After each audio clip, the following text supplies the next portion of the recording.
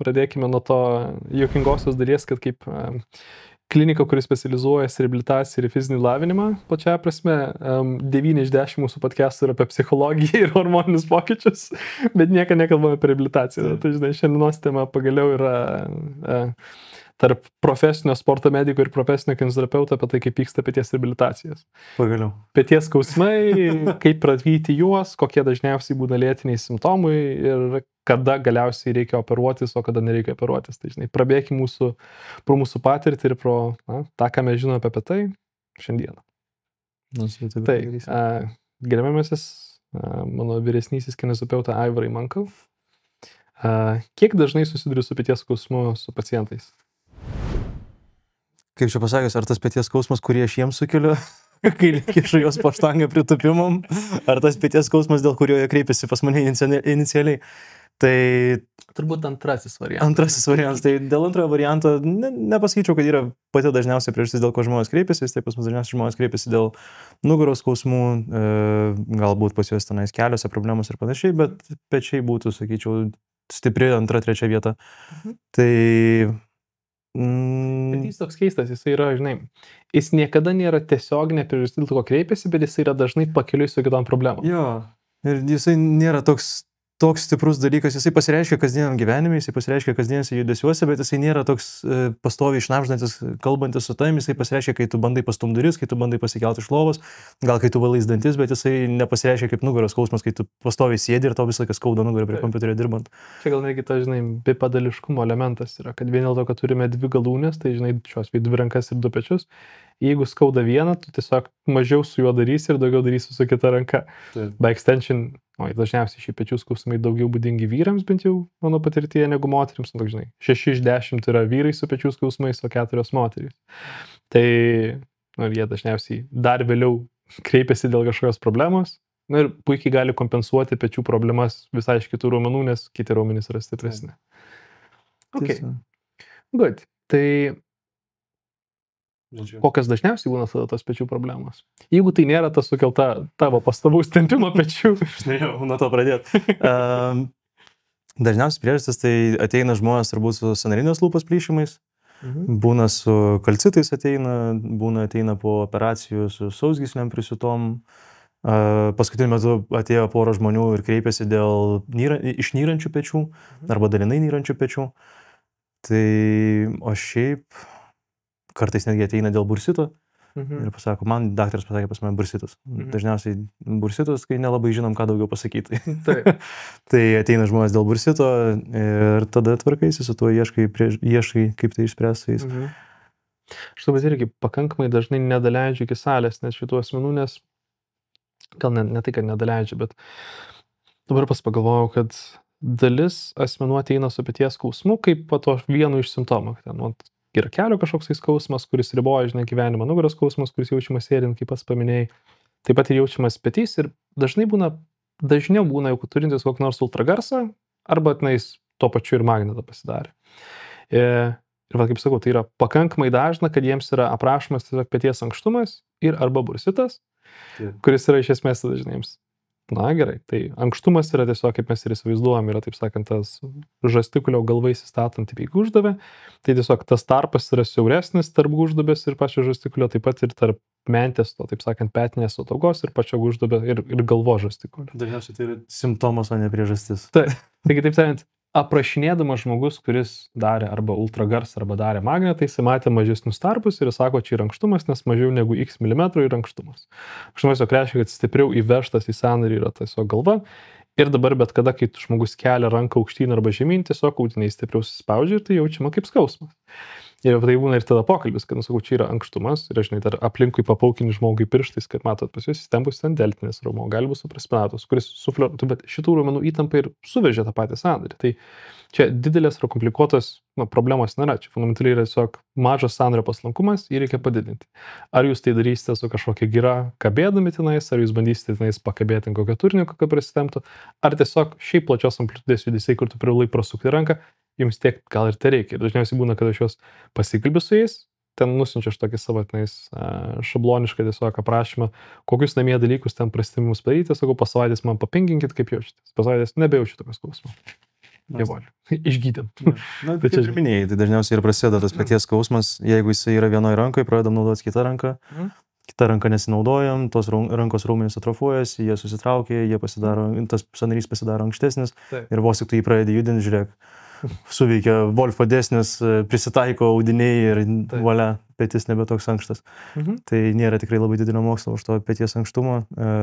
Aišku, tų priežasčių gali būti įvairių, sekasi, kai ta priežastis yra tokia paprasta, bet kai ateina žmonės ir jie dar nėra pasidarę MRT ir mes nežinom tikslios priežasties, tai visą laiką norisi dirbti aplink tai, lyg tai būtų blogiausia, kas galėtų būti, tai vis tiek įtarinėjai, kad galbūt čia sąnarinė lūpa, galbūt čia galėtų būti ir su sausgyslė kažkas tai. Galbūt ta pati bursa ištinusi, ten jinai neatlieka savo funkcijos arba prisipildžiusi ir kaip tik spaudžia pati, nors to neturėtų daryti. Tai paklausti taip tavęs. Dabar, jeigu mes žinome, kad tas ankštumas, kuris eina per tokią dabar aliuziją, iš esmės, kad ateina asmuo, kuris be viso ko, arba gal tiesiog tipiškai skundžiasi peties skausmu ir mes neturime jokio vaizdo. Tu neturi jokio vaizdo ir neturi, nežinau, antrinių priemonių įvertinti, kas ten yra dar, be to, kad žmogus turi simptominį skundą. Tai dabar pradedant su juo dirbti, kas tau leistų teikti, kad tai nėra tik ankštumas. Nes ankštumas, kaip ir suprantam, jisai pakankamai lengvai yra išjudantis. Savaitę, dvi, bet paleis iš esmės. Kas leistų įtarti priešingai? Kad tai yra gal ne priešingai, tai yra daugiau negu ankštumas. Čia būtų sunku pasakyti, nes iš esmės mes ieškotumėm tada to skausmo ūmėjimo. Tai jeigu tai būtų raumenų sukeltas ankštumas, jeigu tai būtų nepaslankus audiniai kažkokie, tai arba susilpnėję raumenis, tai mes tikėtumėmės matyti, kad su judesiu tas skausmas mažėja, atliekant judesius pilną amplitudę arba su pasipriešinimu.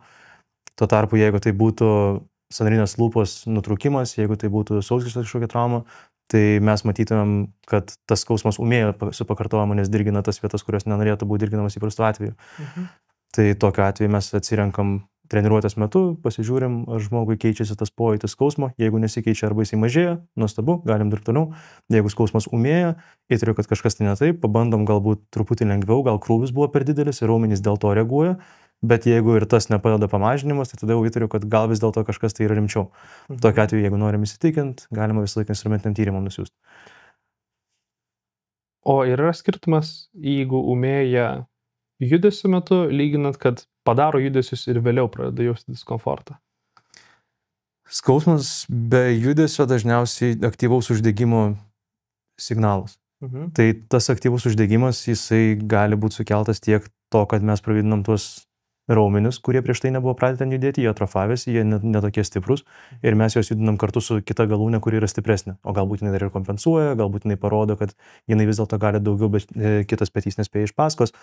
Tai tas jau gali sukelti truputį didesnį uždegimą ir tas skausmas iš esmės turėtų greičiau praeiti, bet jeigu tas skausmas užsilieka ilgesnį laiką, tai įtarinėjom tada, kad be judesio atsirandantis ir išliekantis skausmas, kai nutraukiam priežastį skausmo, pavyzdžiui, ten pratimo darimą ar tenais tam tikrą poziciją, nutraukus tai, išlieka tas skausmas, tai ilgesnį laiką, tai spręstam, kad turbūt kažkas negerai su būtent mechaniškai kietosiam struktūrom gal labiau. Okay. Ja, čia tokia turbūt svarbi yra ta dalis paminėti, kad lėtinis skausmas, kuris gali būti peties sąnaryje, čia išplečiant būtinai tavo mintį, tai yra tas, jeigu skauda pakankamai ilgai, ir kaip mes prieš tai minėjome, kai skauda, mes linkę nenaudoti galūnės. Linkę naudoti, kaip ir pats sakai, tasme, audiniai pradeda atrofuotis ir šiek tiek nykti. Ir tuo pačiu audiniai pradeda, kaip čia standėti, reiškia įsispaudžia viskas labiau. Ir čia dvi tuomet istorijos atsidalina. Vienas, tai yra, kai audiniai yra labiau nykstantis arba labiau suspausti, tai jų kraujotaka yra trikdoma. Ir čia toks keistas dalykas, kad šiaip uždegimas sakoma, kad šiaip gali būti uždegimas, bet jeigu padarai judesio, bus dar daugiau uždegimo. Tai uždegimas iš savęs yra tiesiog, mano pavyzdys mėgstamas, kaip tik pacientams būna, tai jeigu mes turime delną, kuris raudonas ir jeigu aš jį suspaudžiu stipriau ir aš po to atleidžiu, žinai, trumpam dar ten balta dūmelė lieka. Tai tiesiog, bet kas, kai yra suspausta, negauna gerai kraujotakos, duosi į krūvio, tai tokia atveju tas kraujas ten priplūs, bet daugiau negu turėtų būti ir viskas išsitemps ir bus uždegimas. Vyksta dėl to, kad tu okliduoji, tai yra suspaudė audinius, negaunant maitinimo kūnas iš esmės ieško būdų maitinimą skatindamas uždegimą, tai yra praplečiant audinius, bet jeigu audiniai, kurie neparuošti darbą, gauna darbą, jie irgi patampa uždegimiški. Jo, tikrai taip, nereikėtų bijot judėjimo, treniravimas ir to skausmo vien dėl to, kad tai sukelia uždegimą. Uždegimas yra aktyvus procesas, kuriuo metu mes gyjam. Svarbu, kad tas uždegimas nebūtų perteklinis ir chroniškas. Taip, kontroliuojamas uždegimas vadinamas gyjimu. Taip. Nekontroliuojamas yra uždegimas. Taip pat kaip. Uždegimas nėra problema, jisai tiesiog yra veiksmas, kuriuo metu mes gyjam, taip pat ir skausmas nėra problema. Mes dažnai pavadiname šitos dalykus problemom. Jie yra signalai labiau, kad kažkas tai vyksta, bet tai mus saugo ir gydo. Taip. Ir ta antroji dalis, kurią norėjau paminėti, kad dažniausiai pradedant, ypač peties, bet kokią reabilitaciją, yra operacija, nėra dar operacijos vykusios, pirmų vos tik pradedi judinti audinius, ypač petyje, kurie buvo nejudrus, pradės mausti. Tai diskomfortas pradžiai, ir čia pradėsiu gal tasme, pačio judesio metu jau bus normalu, labiau nesinorėtų, kad tai būtų, kaip ir pats gal ir paminėjai, tai yra lėtiškai ilgesnį laiką po užsiėmimų. Pirma para dar, bet toliau jeigu tęsiasi, ir ypač jeigu tai tęsiasi nieko nebedarant, tuomet jau, žinai, pradedame ieškoti, o kodėl dabar tenais pradėjo mausti, arba kodėl ten išburko viskas, kodėl nespėja gydyti. Užtenka rytas po. Taip. Rytą po, jeigu matom, kad tas skausmas jisai ūmesnis negu įprastai, tai jau įtariam, kad arba per daug padarėm ir tiesiog krūvį reikėtų sumažinti, arba kad problema yra ne raumenyse. Tai ta pirma diena jau pakankamai apie save pasako. Čia turbūt irgi norisi dėdėti man vienas iš tokių kaip patognominių simptomų, dažniausiai yra, kada iš jų įtariu, kad yra kažkas rimčiau be pačio ankštumo, yra, jeigu yra skausminga gulėti ant peties. Kas iš esmės yra tas, kad kompresija sukelia diskomfortą. Kas daugiau sufleruoja, kad tai nėra vien ankštumas, bet kad pats sąnarys iš savęs yra padidėjusio slėgio, kitaip tariant, yra per daug skysčio sąnaryje. Kas daugiau gali sufleruoti, arba tai yra lūpos plyšimas, arba yra koksai pakrojamas į sąnarį.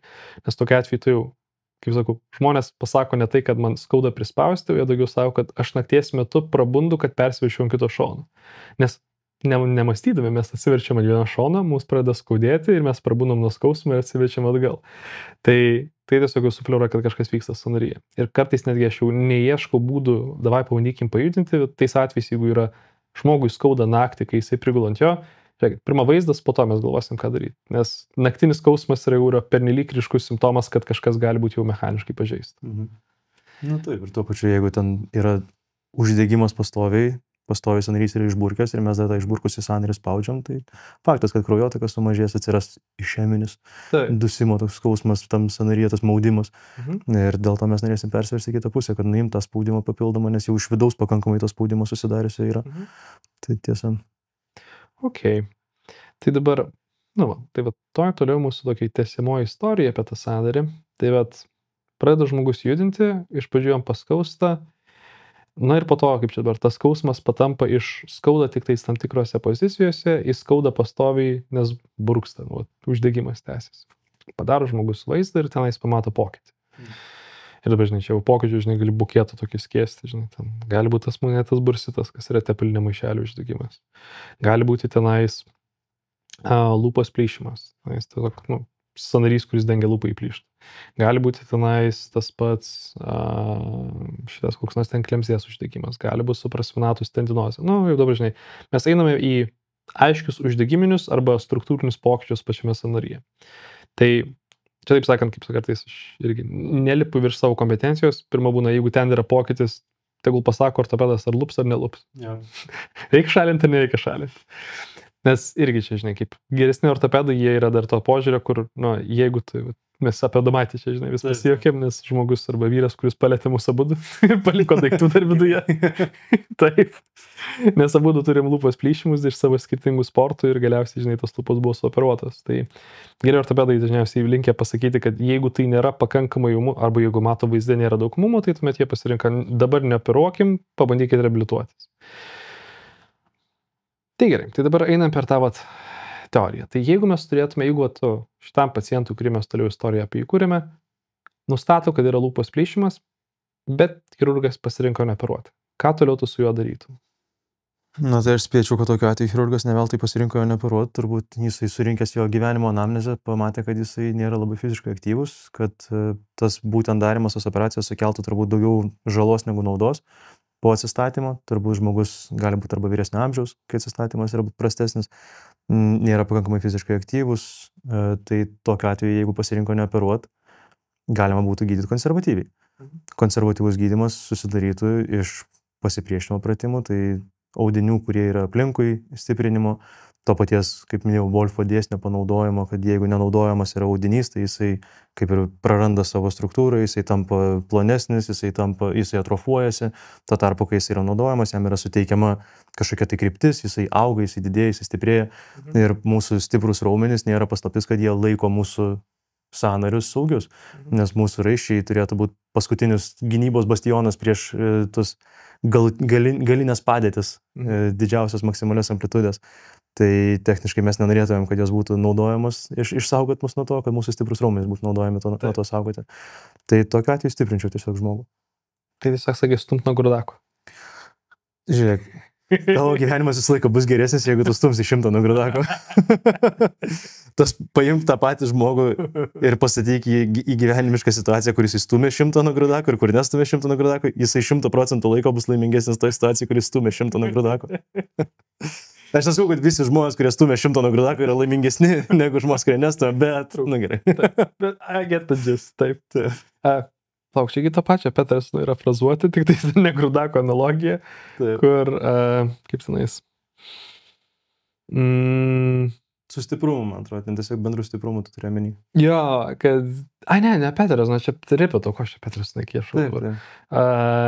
Kad jeigu čia tas pats žmogus, kuris yra tavo stipresnė versija visą laiką bus laimingesnė už tą, kuri buvo tavo silpnesnė versija. Čia nereiškia, kad tu būdamas šiuo metu stipresnis būtum laimingas, nes ten tau reikėtų kažką paaukoti, bet tiesiog jeigu tu savo dabartiniai padėtį būtum stipresnis, tu būtum turbūt laimingesnis. Taip. Jo. Nes galėtum bendrai daugiau padaryti, nes būtum daugiau naudingas. Jaustum mažiau skausmo, tau lengviau darytųsi dalykai, kuriuos šiaip kasdieniam gyvenime darai, galėtum daugiau padaryti. Taip. Ok, tai per kokius judesius tuomet tu didžiąją dalimi, jeigu dar operaciją laukia ir mes svarstame ar operuosime, arba chirurgas svarsto operuoti ar operuoti, kokius judesius tu pasirinkai daryti, nes čia yra šiek tiek atskirimo. Tai yra kaip, žinai, kaip sakau, tai yra klasikinė reabilitacija arba klasikinė kineziterapija ir, žinai, kaip mes renkamės tą stiprinti sąnarį. Tai yra, ką tu renkėsi daryti ir po to, žinai, palyginkime su to, kas dažniausiai skiriama. Tai aš dažniausiai renkuosi daryti pasipriešinimo pratimus, bet ne taip, kaip jie yra klasiškai suvokiami kineziterapijai. Nes kineziterapijai pasipriešinimo pratimai gali būti paimti gumą, pririšti ją prie radiatoriaus ir tempti ją į šoną, kad stiprinti išorinius rotatorius. Tuo tarpu mes, kai stiprinam išorinius rotatorius, tai mes labiau linkę esam naudotis tais didžiuoju ketvirtu, tais didžiaisiais jėgos pratimais. Mes linkę naudotis laisvais svoriais dėl to, kad tie judesiai mus pastato į tokias pozicijas, kuriuose mūsų audiniai yra tiek ištempiami, tuose ištemtuose padėtyse jie stipriai susitraukia, jie padeda mums išlaikyti tas padėtis, o tos padėtis mums yra Dievo duotos ir tai yra mūsų teisė jais naudotis, bet žmonės dažnai jos praranda jų nenaudodami. Ir tuo pačiu jie stiprina mūsų sąnarius dėl to, kad mes atliekam ir aktyvius judesius su jais, tai ne tik izometrinius, bet ir izotoninius judesius. Tai izometriniai, kai raumuo nepakeičia savo ilgio ir tiesiog susitraukia, tai kai mes laikom štangą už nugaros ir suvedam stipriai mentas, tai dažniausiai silpni nugaros raumenys esantis pas žmonės, jiems sukelia skausmą dėl to, kad visas kūnas persimetęs yra labiau į priekį ir net laiko to. Bet tuo pačiu mes darome ir tuos izotoninius, kai raumuo koncentriškai susitraukia, tai tas padeda per didesnės amplitudės stiprinti raumenį taip pat. Tai tie judesiai būtų pritupimas, kurio metu reikia štangą laikyti, sugebėti už nugaros, išsukti rankas už savęs, didelė išorinė rotacija, kas stiprina ir vidinius rotatorius, tuo pačiu tas stiprina ir išorinius rotatorius, tuo pačiu ir pratempia juos dėl pasyvaus pasipriešinimo. Tai vat, ką tu darai, pasiguldė žmonės ant stalo, iš esmės juos spaudi ir pasyviai priešinasi raumuo tempimui ir dėl to jisai ilgėja, taip pat ir su štanga pasidėjus jam pečių, jeigu mes pasyviai laikom ant skausmo tą raumenį, jisai bando surasti būdą, kaip padaryti, kad jam neskaudėtų, tai ką jisai padaro, jisai išilgėja.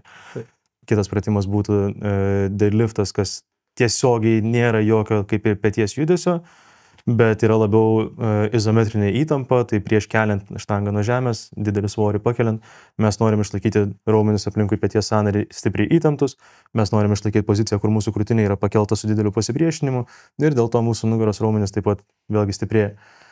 Čia gal dar yra šiek tiek naudos su trakcijos grynai elementu. Taip pat trakcijos elementas, taip, jisai irgi truputį padeda, nes dažniausiai ir skauda būtent dėl to, kad raumenis susitraukia ir jie traukia žastą į vidų, tas rankštumas atsiranda dėl to, kad žastas yra traukiamas į vidų, mentė yra traukiamas žemyn. Tuo tarpu deadliftas ištraukia mūsų tas rankas, negali pakelti turbūt 100 kg, pilnai išlaikydamas viską prisispaudęs. Kiti judesiai yra labiau aktyvūs, tai spaudimas nuo pečių. Spaudimas nuo pečių labai gražiai izoliuoja raumenį, kuris mėgsta pasiimti darbą, kai mūsų trapecija nėra aktyvi. Tai tas mentės keliamasis raumuo paslaptingas, kuris tvirtinasi prie mūsų pakaušio ir prasideda nuo mūsų, ar prasideda nuo pakaušio ir tvirtinasi prie vidinio mentės krašto viršutinio, nepamenu tiksliai. Bet tas raumus stumia mūsų galvą į priekį ir mes pakeldami rankas pratimo metu spaudimo nuo pečių, mes izoliuojam tą raumenį, kad jisai išsitemptų ir nedirbtų ir tada mes leidžiam būtent trapecijai, kas leistų mums atitraukti pečius atgal ir išlaikyti krūtinę aukštą, mes leidžiam būtent tiem raumenim sudirbti. Aišku, vis tiek reikia stebėti detalės, nereikėtų leisti žmonėms stumdyti galvos į priekį, nes tas būtent ir parodo tą levator skapulio aktyvumą. Taip. Čia turbūt yra tas, gal net iš visos tokios peties stiprinimo, reabilitacijos dalies, tas overhead pressas arba spaudimas virš galvos yra tas, nežinau, jeigu visi yra judesiai, tas yra svarbiausias iš jų, nes jisai reprezentuoja pilną sveiką amplitudę peties sąnario, nes tu padarai pilnos amplitudės peties judesį. Jo, ir turėjau omeny dar tik tai strict overhead pressas. Taip. Strict arba lean back. Abi variacijos, kur raumuo susitraukia nuo savo labiausiai ištemptos silpnos padėties iki pat pilnai sutrauktos padėties. Mes nekalbam šituo atveju apie push pressą, nes push presso metu mes tiesiog išvengiam tos dalies, kur mūsų raumuo yra silpniausias, išsimesdami štangą ten, kuris yra pakankamai stiprus, kad pakeltų svorį. Taip. Jo, toliau. Jo, tai plus, kad čia čiut ne kaip pats iš savęs judesys yra stiprinimo pobūdžio ir jisai turi tam tikrą, kaip čia dabar, kaip sakau, tokį į save integruotą testą. Tai yra, ar tu teisingai padarai, paaiškės pačiame viršuje, ar tau yra diskomfortas, ypač jeigu žmogus turi ankštumą. Nes jeigu yra pakeliamas pilnai ranka, bet tu realiai, kaip čia dabar, kaip ir sakyti, nebepakelia per levatorių savo mentis išmės aukštyn, tau, kaip čia, pabaigus judesį būna žmonėms skauda petį. O tai paunyk pakelt pečius. Ne, nebeskauda. Tai yra, sakant, tas paskutinė dalis yra užbaigę tą, žinai, paskutinį centimetrą, kad sąnarys atsidarytų ir pilnai išskeltų tą žastas į visą savo, kaip čia, aukščiausią poziciją. Ne, nes turėkime omeny, kas nutinka mūsų trapecija, kadangi jinai rišasi prie mūsų diglinės ataugos, tai jinai pakelia mūsų mentę, tą mentę, kuri prieš tai įspaudėsi žemyn ir stumė žastą į ją. Taip. Tai dabar, kai mes mentę pakėlėm, volia, atsirado tavo tarpas, ankštumas pradingo. Taip. Taip, tai va čia, žinai, kur irgi ta svarbi istorijos dalis iš anos pusės, kad tavo peties sveikata, pečių sveikata, tavo, gal čia, žastos sveikata arba peties sveikata yra fundamentaliai apie tavo, kaip čia, mentės kontrolę. Nes, jeigu tu mentis yra čiut ne kaip prišribuota, kad jis jaugios prie tos nugaros, kai žmonės tai smaigu ir čiupinėjų, kad jeigu bandai mentę atkabinti nuo nugaros, neįkiši ten, žinai, nenago. Kas reiškia, žinai, tuomet jau man nekyla klausimų, kodėl tau skauda petį ir kodėl ten yra ankštumas. Tu neturi jokios mentės kontrolės. Diskinezė. Diskinezė. Žastas nejuda kartu su mentė, o dažniausiai juda santykių ten 3:1, 30 laipsnių prie 12 laipsnių. Jeigu atitrauki žastą 30, mentė pajuda 12, jeigu tai nenutinka.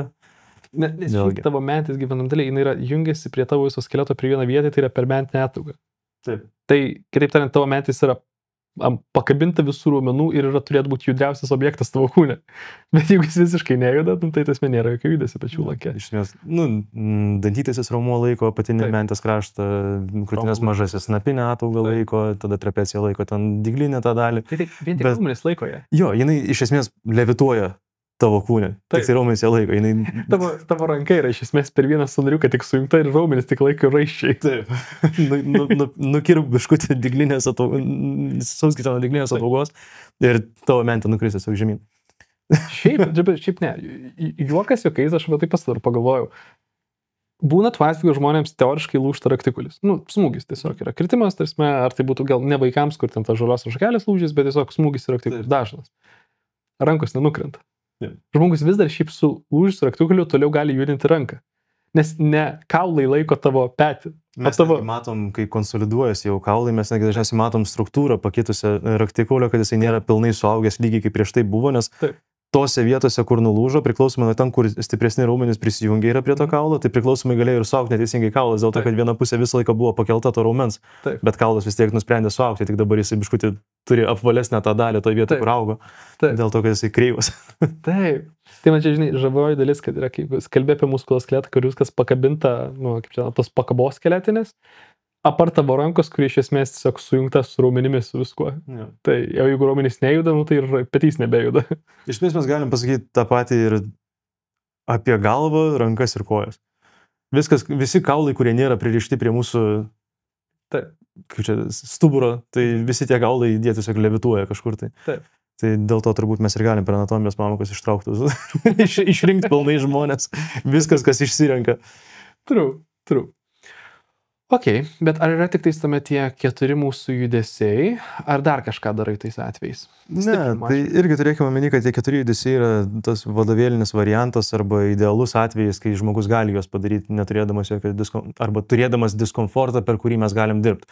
Jeigu, kaip ir sakiau, tas diskomfortas yra toks didelis ir krūvis vien tik pakelt rankas virš galvos yra toks didelis, kad jisai sukelia skausmą kitą dieną, mes ieškosim būdų, kaip tai padaryti, kad jam neskaudėtų kitą dieną.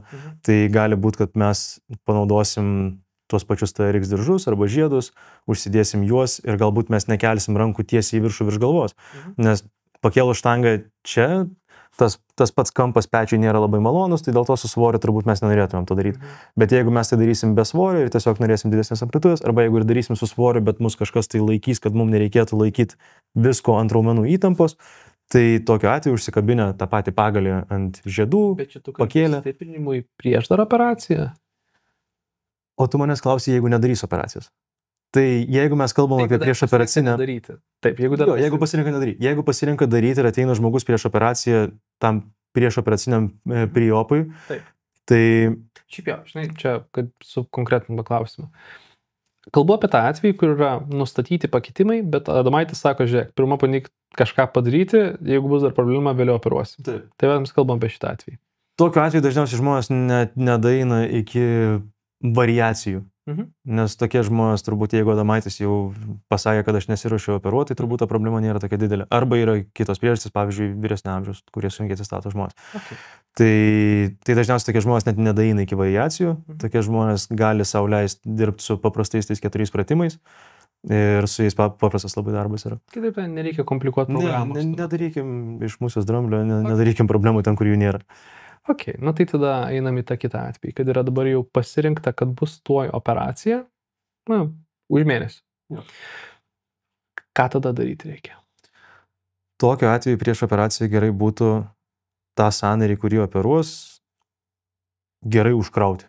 Suaktyvinti kraujotaką tenai, kad operacijos metu būtų ta hiperemija, tas kraujavimas padidėjęs, kad po operacijos kraujotaka į tą sąnarį būtų didesnė irgi. Nes po operacijos dažniausiai mums skauda tą sąnarį ne vien dėl to, kad realiai kažkas tai atpjovė mūsų odą ir sukišo ten instrumentus, bet tuo pačiu mums ir skauda dėl to, kad sumažėja ir kraujotaka į tą sąnarį, nes tas sąnarys nėra naudojamas, ten nėra judesio, tai tada nėra prasmės jo kaip ir maitinti, nes mūsų kūnai yra linkę gyventi ant battery saver mode. Jeigu kažkas nenaudojama, tai kam tada tą vietą maitinti? Tai kadangi ta vieta nėra maitinama, tai ir atsiranda iš dalies tas ir išeminis skausmas, nes kraujotaka ten yra labai stipriai sumažėjusi. Atsiranda tas išsipūtusio sąnario skausmas dėl to, kad amplitudė sumažėja, iš vidaus kažkas tai spaudžia, raumenys atrofuojasi, raumenys susitraukia. Tai tokiu atveju prieš operaciją yra labai gerai jau paruošti raumenis tam. Tai tokiu atveju aš gal net nedaryčiau klasikinių tų jėgos pratimų, aš gal daryčiau netgi tokius klasikinius kultūrizmo pratimus. Tai tiesiog mano tikslas būtų pripumpuoti tiesioginę tą žodžio prasme raumenis, paruošti juos tai operacijai, kad po operacijos jie turėtų geresnę kraujotaką, kad greičiau tą problemą praeitų, nes irgi mūsų uždegimas, jisai geriausiai tvarkosi su gera kraujotaka. Jeigu kraujotaka gerai į tą sąnarį, kur yra uždegimas, tai mes greičiau su to susitvarkysim. Ja, čia turbūt irgi tas akcentas visos istorijos yra, kad įeiti, mes kalbame tą priopą arba pre-op rehabilitation, yra labai keista, nežinau, mažai kur komunikuojama dalis, kad galima daryti dalykus prieš operaciją ir tu gali pasiruošti efektyvesniam gydymui. Nes jeigu dabar fundamentaliai tu turi diskomfortą sąnaryje, šiuo atveju peties, ir tu žinai, kad tau bus operacija X dieną, tą mėnesį nieko nedaryti ir laukti tiesiog dienos operacijos, tu darai šuns paslaugą, nes tu sąnario nekraudamas padarai jį, kaip ir sakai, visiškai mažiau kraujingai ir mažiau iš esmės maitinamas. Tu jau tą mėnesį laukdamas, kaip sakai, vis tiek jau tvarkys, tai sugadinkim kiek galima, žinai. Tai kad nebūtų toks principas, tokiu atveju mes kaip tik norim palaikyti aktyvų judesį tam sąnarį, iki ko tai ir linksti. Iki tam tikro būtent diskomforto ribos tu fundamentaliai turi kuo daugiau įnaudoti, kad jisai būtų kuo daugiau išvagotas naujai besigeneruojančiais kapiliarais ir kad net būtų, kaip aš žinai, aš šiokiuosi iš to, kad aš noriu, kad tą dieną, kai tavo atidarys tą sąnarį, kad iš ten fontanos kraujo tekėtų, nuo to, kiek jis yra išburkęs, vien nuo to, kad tai reiškia, kad tuo metu, kai sugis ir viskas susius, ten labai gerai kraujuos, kad greitai ir gytų.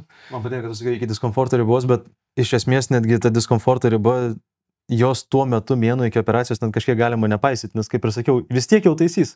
Nu, Sugadinkim, kiek galima. Tavo paklaidos riba labai didelė.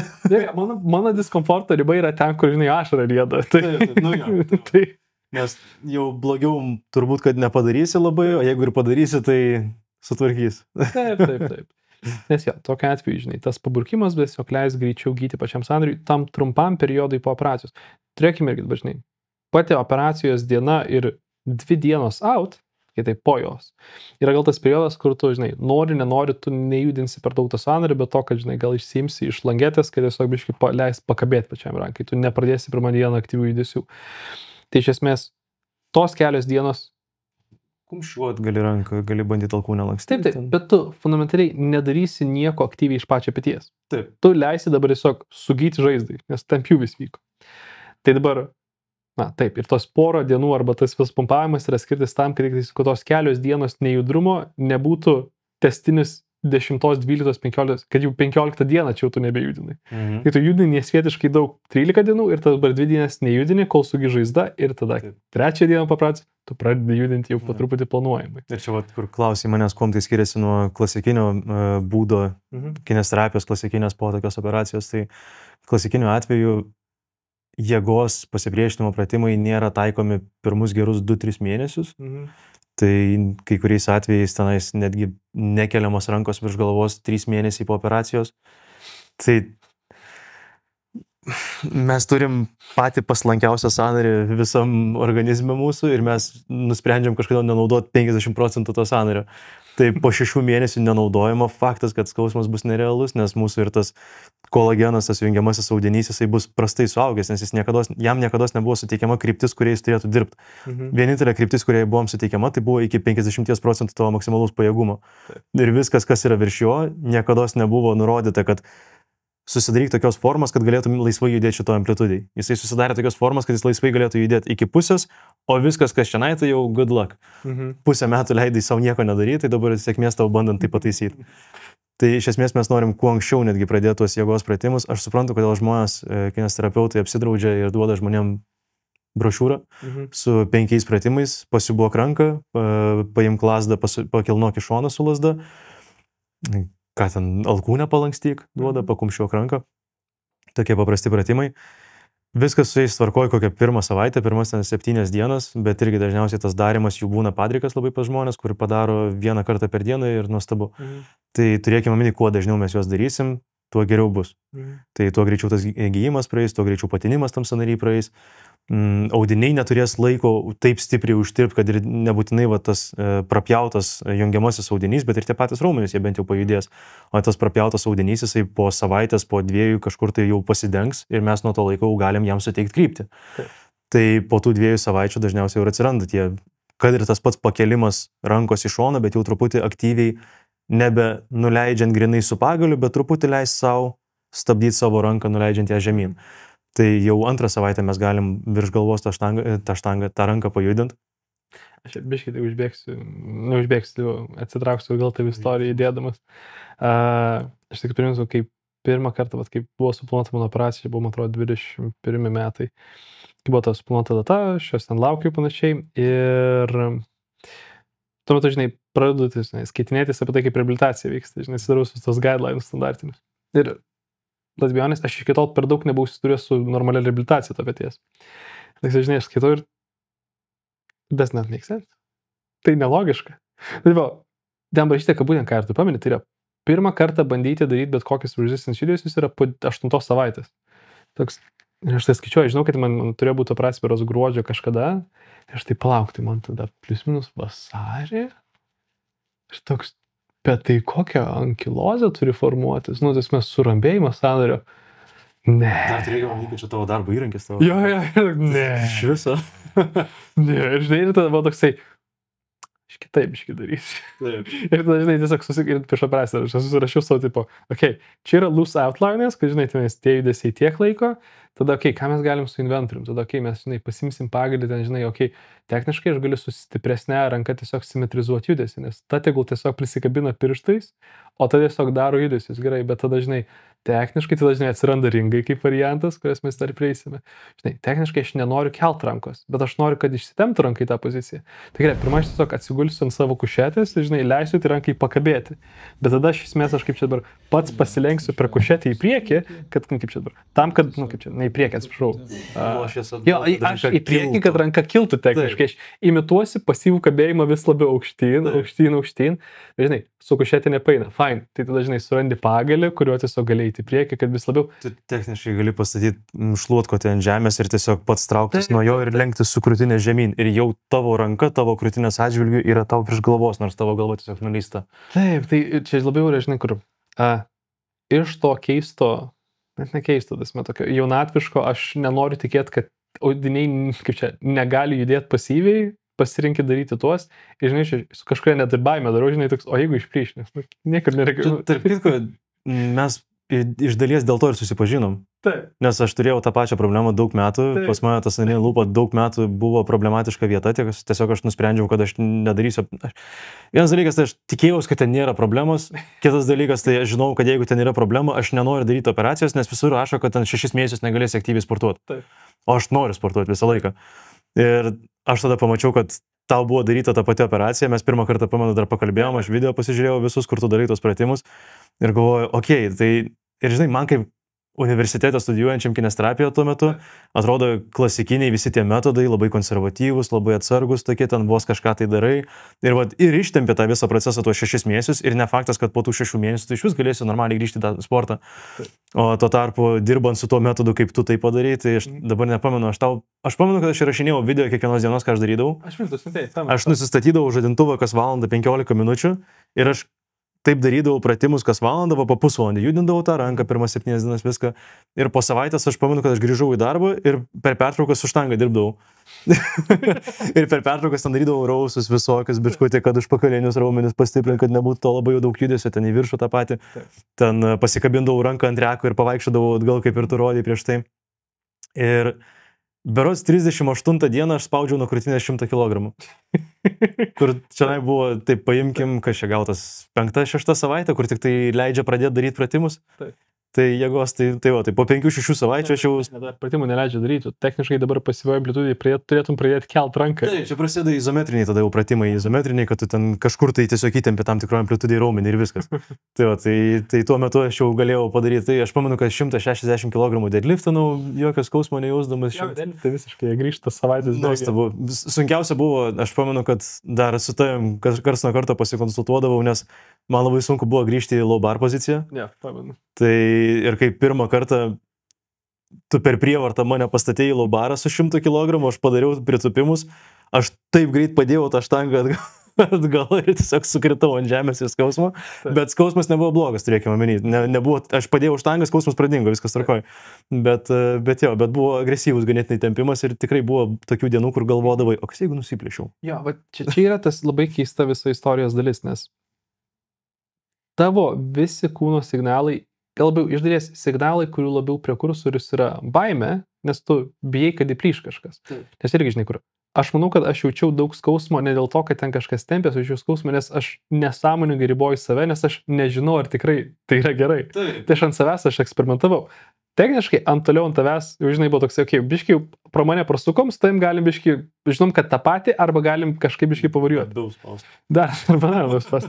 Bet kitai ten, ir toliau mes šitą procesą vis kartojame kiekvieno kliento, kuriam yra pooperacinė reabilitacija. Ir tikrai yra tų atvejų, kur žmonės gal nėra buvę atletai arba aktyviai sportavę iki tol, kur mes irgi vieną dar autografą iš prisimenu turėjom, kur realiai, man atrodo, buvo 3 savaitė po operacijos, jisai, man atrodo, tik tai su pagaliukom, kurio mes ten po 1 kilą aš buvau uždėjęs, jisai daro overhead pressus, bet čia yra 3 savaitės išėjus iš po operacijos žmogus. Na taip, mūsų nereikėtų imti kaip control case. Mes nesam tas paprastas žmogus, kuris gyvena gyvenimą, turi 2 vaikus ir ten dirba ofise. Mes sportuojam pastoviai, mes iki to laiko sportavom. Mes turim tą elementą, kur biškį gyjam greičiau tik dėl to, kad yra aktyviai judantis audiniai. Bet tai, kad šitas procesas yra pakankamai, žinai, nusizulino iki to, kur tai patapo labai standartizuota, kur tu pakankamai greitai tiesiog ranką kėlimą gali atkartoti nenaudojant pasipriešinimo. Net jeigu žmogus nėra prieš tai labai paruoštas tam. Tai va. Tas leidžia atsirasti tai struktūrai, tas leidžia sumažinti tą skausmą. Ir kaip ir tu užsiminiai, kad baimė. Tai ta baimė, jinai nėra iš niekur atsiradusi, tai ta baimė, tas skausmas, vienas dalykas, tai skausmas iš savęs nėra blogas dalykas, jis nereiškia traumos, jis reiškia tiesiog signalą, kad jeigu tu toliau tęsi, gali atsirasti trauma. Ir kitas dalykas, tai mūsų centrinė nervų sistema suaktyvėja toje vietoje, kur buvo įvykusi ta trauma. Mes prarandam truputėlį gebėjimą jausti savo tą galūnę erdvėj, nes mes ją mažai naudojam, jinai atrofuojasi, bet mes pastoviai bandom suvokti, kaip jinai jaučiasi. Kadangi mes pastoviai bandom suvokti, kaip jinai jaučiasi, mūsų smegenys sujautrėja, būtent ta dalis, kuri yra atsakinga už jos jausmą. Tai bet koks mažas signalas, netgi jeigu, įsivaizduokime, mes turim didelį bokštą ir tuo bokštų skausmas kylantis iki čionai, jisai tik tai pradeda rodyti, kad jeigu tu pakilsi iki pat viršutinio aukšto, tu galbūt kažką sutraumuosi. Bet tu tą signalą, tą slenkstį, to signalo skausmo taip stipriai susimažini savo, dėl to, kad tu taip stipriai jauti tą vietą, kad tu labai anksti nustoji kažką daryti. Tai kažkiek tai per tą skausmą galima pajudėti, tik reikia tai daryti proto ribose. Taip. Ir jo, reikėtų žiūrėti, kad nenusiplėštum kažko. Tai jeigu nusiplėšit, tai yra labai paprastas būdas įsiaiškinti, ar nusiplėšit. Tai labai stipriai ištinsta petys. Pajausit. Čia atvejis, kur skaudės tikrai daugiau negu parą ir spalva dar keis. Jo, taip. Tokiu atveju galėsit pasodamaitę ateiti, atsiprašyti, kad sugadinat jo darbą ir pakartot. Mums pasiūlyti, jeigu mes tikrai taip rekomendavom. Bet iš kitos pusės irgi, žinai, bet kiek kartų mes šitą dalyką bekartojame, kol kas neturėjome blogos išeigos. Tai mane tas labiau džiugina. Kad mes kažkuria prasme pradėjome eksperimentuoti, bet dabar tiesiog patapo nuzulintų standartų, kur tu išmės pirmąją savaitę, pirmasis 3 dienas tu darai visiškai pasyviai kabitinai skumščiuoji, vėliau tu įeini į pasyvių amplitudžių ieškojimą, arba, žinai, kaip čia daug, į trakciją su visokiu deadliftu, tai, žinai, trakciją su koncentrika, kur tu kokius nors pendlius, pritraukimus darai, skurus padaryti, ir tada tu įeini į pasyvią amplitudę, kur tu jau su ringais gali pradėti vesti už savęs visus tos dalykus, kad tu atpalaiduotą sąnarį galėtum bent jau ištempinėti. Ir po to tu realiai iš to atpalaiduotą sąnarį gali pradėti jau, žinai, nuleidinėti kažkiek žemyn, kad ištempinėti. Kontrolė lengva. Tu jau žinai, kad pakilus iki šitos amplitudės, tu nieko nesustraumavai. Taip. Tai leis savo švelniai nusileisti ranką. Jeigu ne, tai prilaikyk vos su kita ranka, kad ne visas krūvis būtų ant sveikos rankos, bet kad bent dalis krūvio nueitų ant... Ir kur yra, žinai, visas grožis, tu žinai, ar mes kalbam apie štangas, bet šiuo atveju mes štangus šiandien naudojame, pagaliukus naudojame, tai yra tai, kad tu turi savo stiprią ranką, kuri kontroliuoja tą krūvį. Tu iš esmės naudoji tai kaip ramentą, tiksliau, ramentas yra tavo pagaliukas rankoje, su kuria tu iš esmės kontroliuoji pasyvią amplitudę savo gyjančiosios rankos. Ko pagaliau tu gali, žinai, aš imu 90% svorio, čia tik 10, čia, žinai, 20, čia 4, 80 ir, žinai, galiausiai... Kabo pradžiai, vėliau į truputį kelią. Taip, ir su tokiu procesu, kuris yra gradulus irgi, žinai, mes sakom, čia plėšimų ir laužimų ir skausmo šitą istoriją šiaip nėra tiek daug. Yra pirmą kartą pabandyti padaryti yra diskomfortas, nes kūnas gina tave nuo keistų amplitudžių, kurios tau yra svetimas, nes tu dabar nedarėjai jos savaitę, 2-3 ir dar išgąsdinantis operacija, žinai, buvo daryta. Bet šiaip tas procesas pakankamai sklandus ir jisai, žinai, kiekvieną dieną čiut nežinai, arba atsiranda sudėsys, arba atsiranda papildomų 5 laipsniai lenkimo. Iki kol, žinai, ten 3 savaitę tu jau turi pilną amplitudę, dabar tiesiog reikia pradėti ją stiprinti. Žinai, matlankę neatsineši, bet labai apdovanojantis jausmas yra, kai pasižiūri, kaip tau sekėsi, ten, kad ir save filmuoji, jeigu tai aiškiai labai matai, kad pasižiūri, kaip 7 dieną tu galėjai pakelti savo ranką iki skausmo ribos, ir tada pasižiūri, kokią 14 dieną, kiek tu gali savo ranką pakelti iki skausmo ribos, tai turbūt 7 tu kelsi ir tau kažkur jau čia naivot iki kokių, nežinau, 70 laipsnių pradės skaudėti, ir tada jau pasižiūri, kad 14 dieną tu ranką pakeli beveik iki viršaus ir taip, šitas procesas vyksta žymiai greičiau, negu aš tikėjausi. Tas duoda daug pasitikėjimo savim labai. Ir šiaip, netgi, žinai, mes kalbame apie operacinius atvejus ir dabartiniu metu netgi pas tavai yra klientas, kuris yra po peties išnirimo. Taip. Ir procesas irgi tiek pat yra greitas. Taip. Ir kad irgi iš pat pradžių buvo pakankamai diskomfortas, bet išjudėjai iš to taško, kur žmogui yra sunku pakelti ranką, kad galėtų plaugus susitvarkyti, dabar jisai tai gali padaryti, jūs vėl nedarėte jokio raketų mokslo, čia buvo tiesiog paprasti judesiai, kurie yra labai panašus į tą visą reabilitacijos procesą. Turėkime omeny, kad jis atėjo pas mane truputį vėliau, jis neatėjo ten 2 savaitės po operacijos, atėjo berods mėnuo po operacijos. Tai jau ten buvo tas gyjimas kaip ir įvykęs, viskas tvarkoja, tik tai ilgą laiką nebuvo palaikomas tas judėjimas. Tai tas pradinis išjudinimas jam buvo ganėtinai skausmingas. Ir aš pamenu, kai tu užėjai į salę ir Tomas paklausė, o jisai tikrai žino, ką jisai daro. Nes jau ten iki ašarų žmogus kažką tai bando daryti.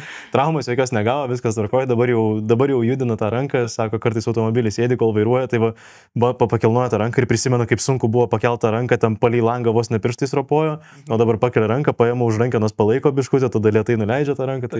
Tai labai smagu matyti, kad jisai ir kasdieniam gyvenime jaučia, kad tas progresas yra ir jisai ganėtinai greitas. Mes dabar jau mėnesį kartu dirbam ir to dar vis trūksta truputį amplitudės į patį viršų, bet jau kasdienės veiklos, išsivalytos pačius dantis arba susiškuot plaukus jau yra tapusios ganėtinai paprastos, taip kaip ir turėtų būti. Taip.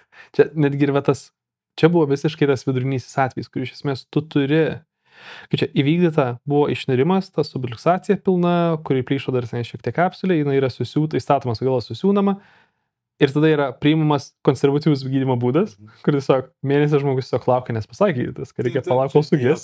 Jo, jis taip ir darė, kol galiausiai tiesiog man paskambino ir taip pasako, žiūrėk, ar yra galim kažką greičiau padaryti, nes man dabar sakė, kaip grįžau po to dar kartą pas ortopedą saviškai, kad, žinai, dar vieną mėnesį palaukit, nes dabar, žinai, ten skausmo gal yra daugiau dėl to, kad yra ankštumo sąnarys, reikia atsipalaiduoti audiniai, jo logika, kad atsileis. Ankštumas nueis tada, kada atsipalaiduos audiniai, nes jie vis dar įsitempia dėl to, kad yra gydymo procesas nesibaigia. Taip, davai pradėkim judinti.